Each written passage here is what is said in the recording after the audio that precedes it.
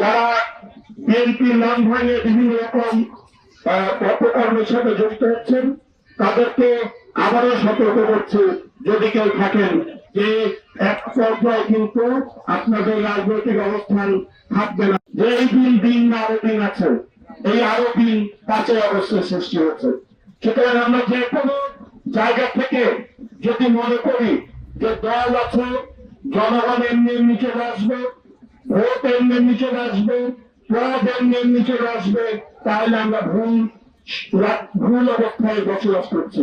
আমরা এখন নির্বিঘ্নে হাঁটাচলা করতে পারছি, ঘোরাঘুরি করতে পারছি, আমরা একটা অনুষ্ঠান করতে পারছি, আমরা বসতে পারছি, আমরা কথা বলতে পারছি। একসময় আমরা ধান খেয়ে পাট ক্ষেতের মধ্যে আমাদের রাত্রে ঘোরাতে হতো। আমাদের এখন পর্যন্ত যেসব নাশকতার মামলা হয়েছে সেসব মামলা এখন পর্যন্ত সব মামলা প্রত্যাহার হয়নি। সেই জায়গা থেকে আজকে বিএনপি নেতৃবৃন্দের বিরুদ্ধে যে মামলাগুলো হয়েছে সেই মামলাগুলো এখন উঠে যায়নি। বিএনপি ভারপ্রাপ্ত চেয়ারম্যান জনাব তারেক রহমান সাহেব তার পুনর দেশে আসার যে পরিবেশ, আমরা সেই পরিবেশ তৈরি করার ক্ষেত্রে আমাদের আরো ভূমিকা রাখার প্রয়োজন আছে। কারণ বিএনপি যেহেতু দেশের সর্ববৃহৎ রাজনৈতিক দল, সেই কারণে বিএনপির বিরুদ্ধে জাতীয় এবং আন্তর্জাতিক যে কোনো আন্তর্জাতিক চক্রান্ত ষড়যন্ত্র অনেক বেশি।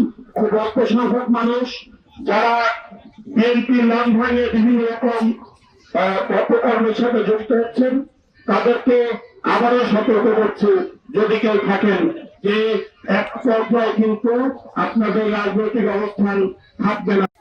খুবই কষ্টের সাথে, খুবই বিরক্তির সাথে আমাদের বিএনপির নেতা কর্মীদের কিছু কিছু আচরণের বিষয়ে দৃষ্টি আকর্ষণ করেছেন। আমরা যদি এখনো আমাদের নেতা সারা বাংলাদেশের এত বড় একটি আন্দোলন 17 বছরের স্বৈরাচারী সরকারকে উৎখাত করার আন্দোলনের যিনি মহানায়ক, তার চোখের ভাষা যদি না বুঝতে পারি, তার হৃদয়ের কথা যদি আমরা না শুনতে পারি, তাহলে আমরা মনে হয় না খুব সহজে বাংলাদেশে বিএনপি সরকার গঠন করতে পারবো। আমার মনে হয় আমাদের চরিত্রের কিছু দিক পরিবর্তন করা উচিত। আমার